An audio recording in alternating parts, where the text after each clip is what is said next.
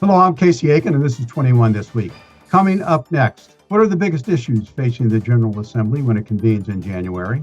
Montgomery County's economy is falling behind. How will the council respond? And can Donald Trump tame the unruly Congress? We're joined by former county council member Nancy Floreen and secretary of the Maryland Republican Central Committee, Marc Uncapher. Stay tuned for these stories and more on the next 21 This Week.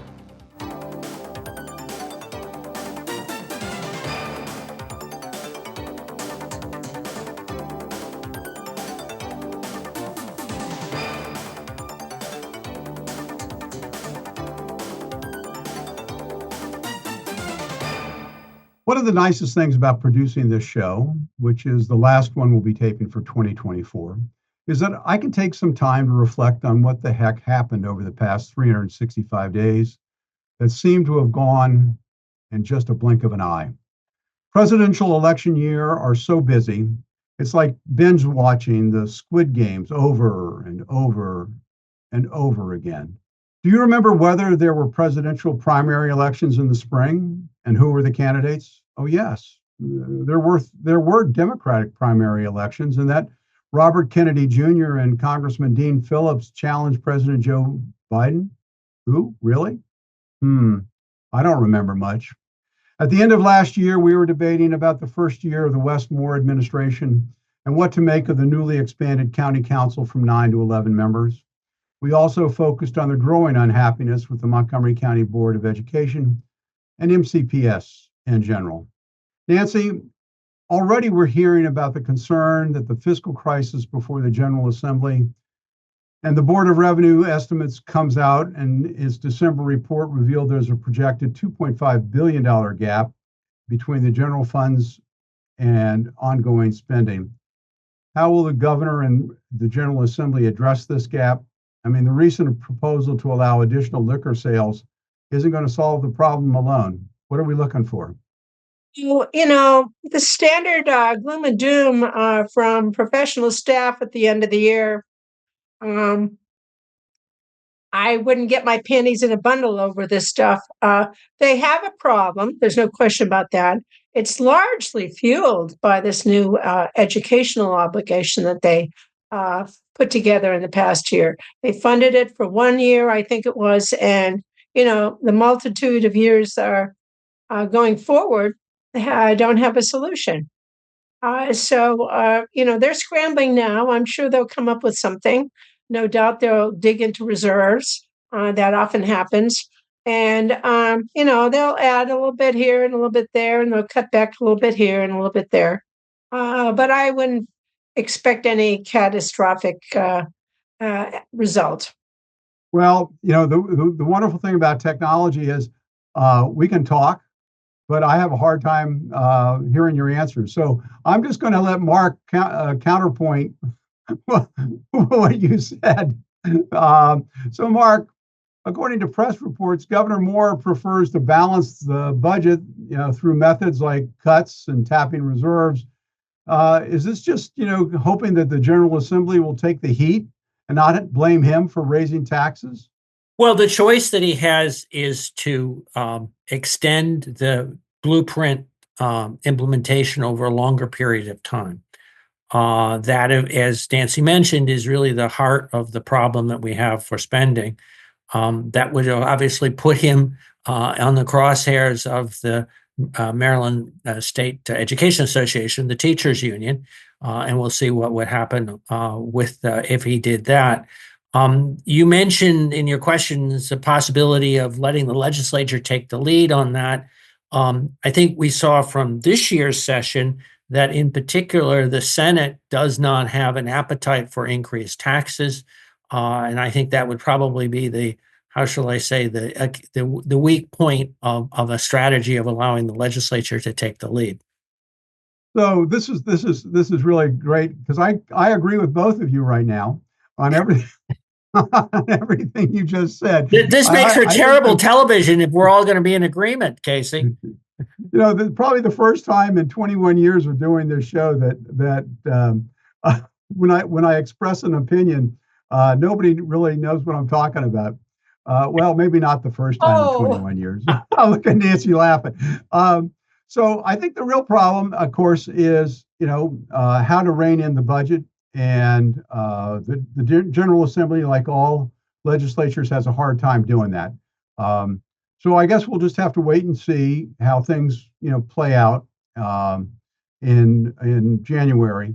I know my industry is expecting to have a number of revenue enhancements associated with it, and we're going to put a full court press on to try to deflect those revenue enhancements. So we're just going to have to wait and see what's going to happen when the legislature convenes in January.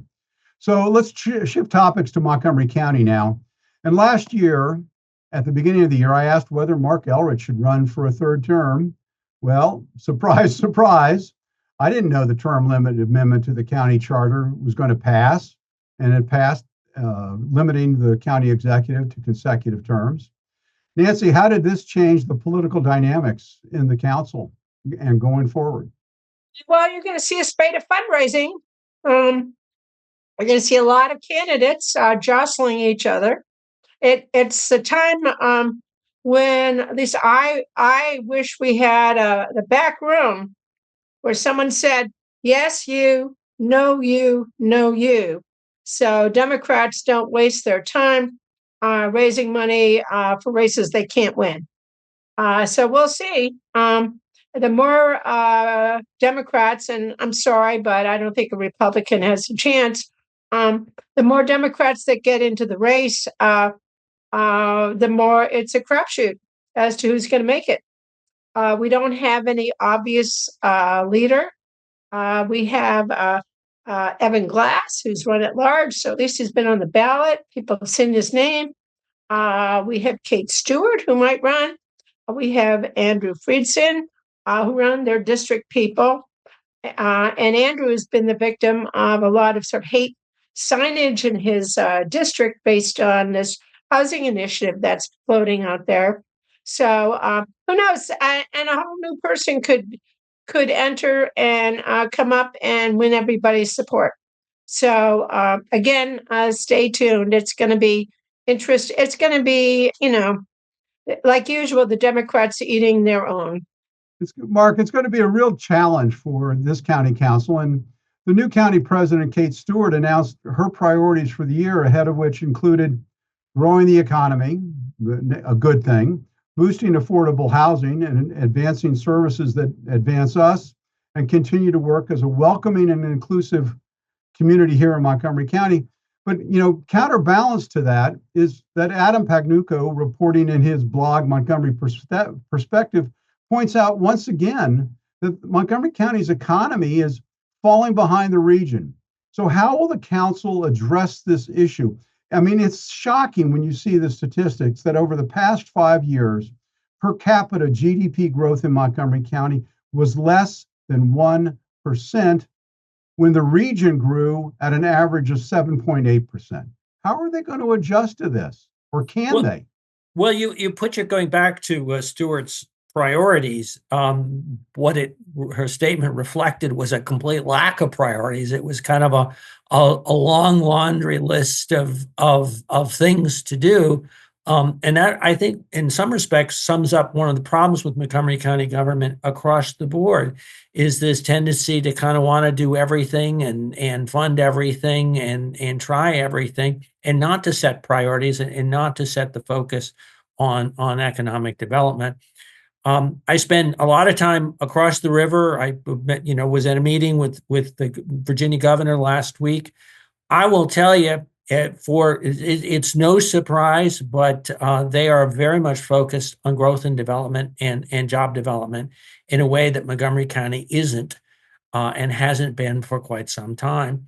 And it shows up. We're, as you say, the hole in the donut, if you will, in economic development in our region. If I can say something, it's not up to the council. It's really the county executive. And we have been electing a person who's not particularly supportive of it. It's not out there, not pushing Montgomery County, has not been a leader in the region on this. So, we've got what we pay for. What I've seen over the past 20 years is, we pay a lot of lip service to expanding the budget or economic development. We create commissions, we create new entities, and very little really gets done. I mean, it seems that Montgomery County seems very comfortable being a bedroom community to the federal government with just enough services and business to keep us active and afloat. I hate being a pessimist on this issue, but I really think that we need new leadership. But I'm not sure that this council is capable of doing that. And I know the county executive is not capable of doing that. So when we come back from this short break, the Trump effect. Can Donald Trump tame an unruly Congress and pass a progressive agenda? What do you think about Trump 2.0? Stay tuned. Hey world, I have a quick message. It's about safe driving. All right, let's go. Anytime you're driving, have the seatbelt buckled tight. Both hands on the wheel and your phone out of sight. Well, not in your hand trying to text somebody back. Because if you do, your car might get smacked. The moral of the story, just put your phone down. The people on the road will stay safe and sound. Put your phone down, put your phone down. People on the road will stay safe and sound. Yeah.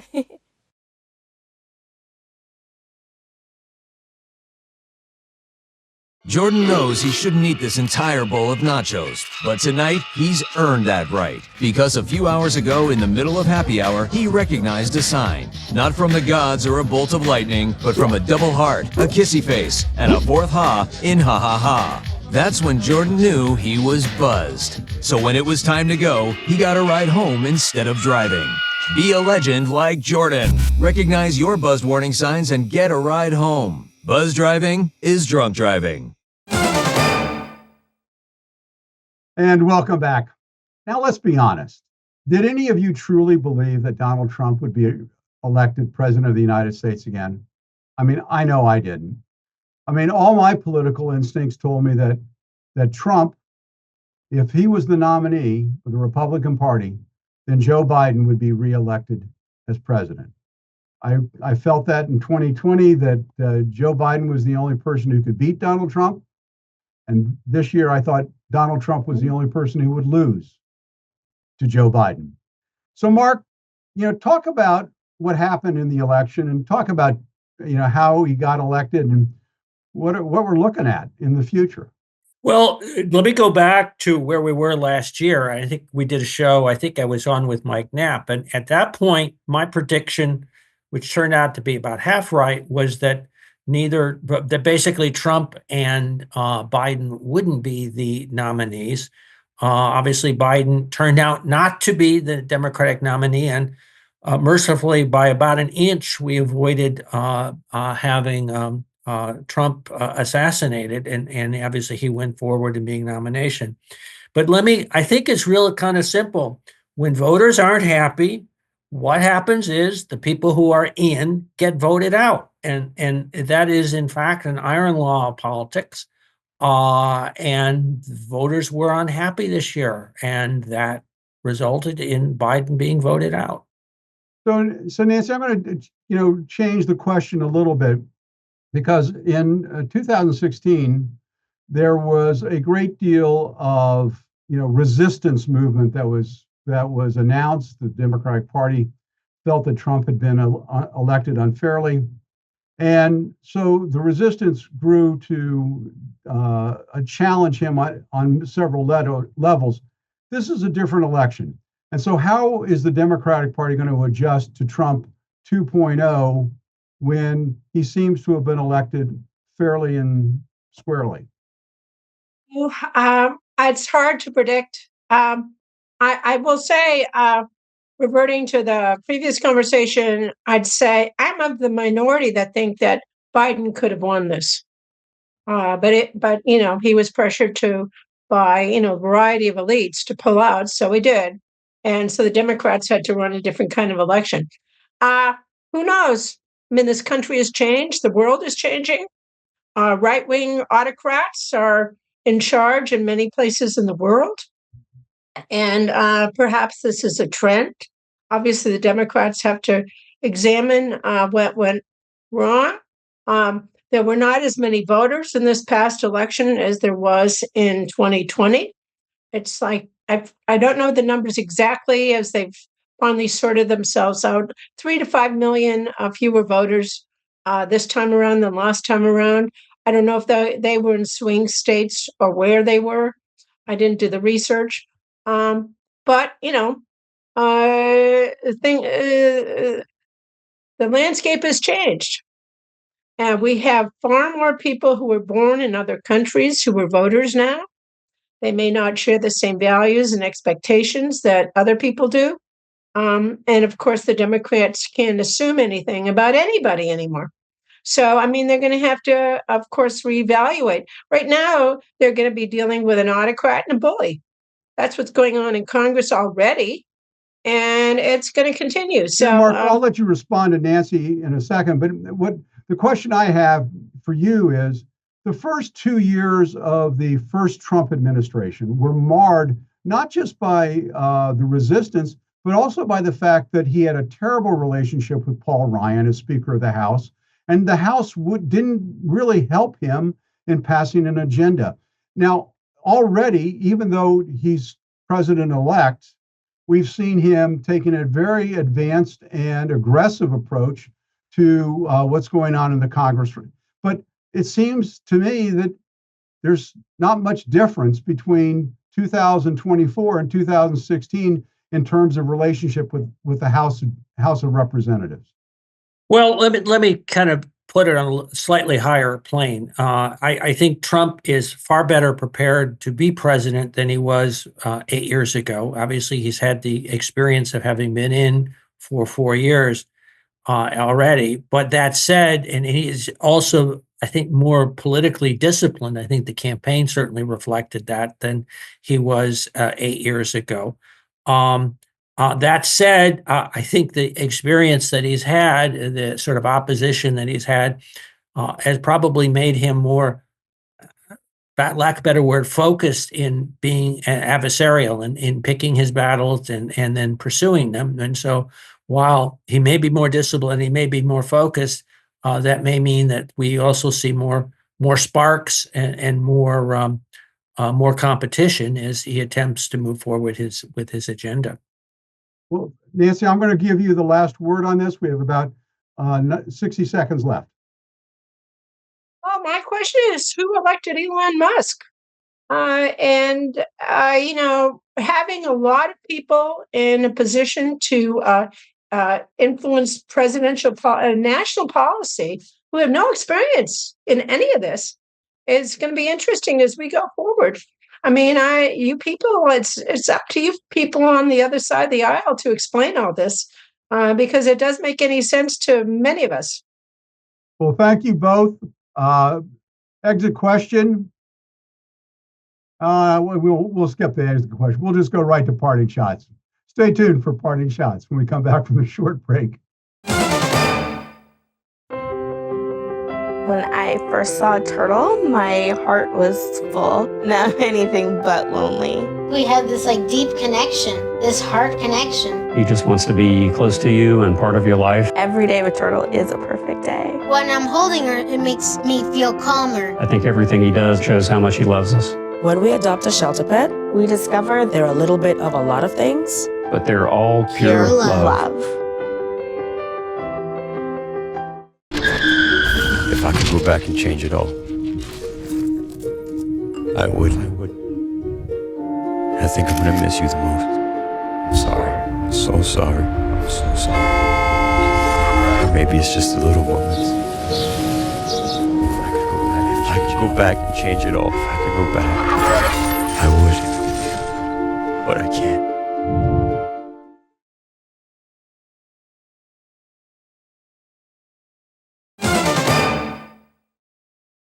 And welcome back. Now with parting shots, Marc Uncapher. Well, one of the issues that we didn't have a chance to talk to about was MCPS's request for a 9% increase in their budget. Now, this would bring the total increase since 2019 to 40%, an increase of roughly $1 billion.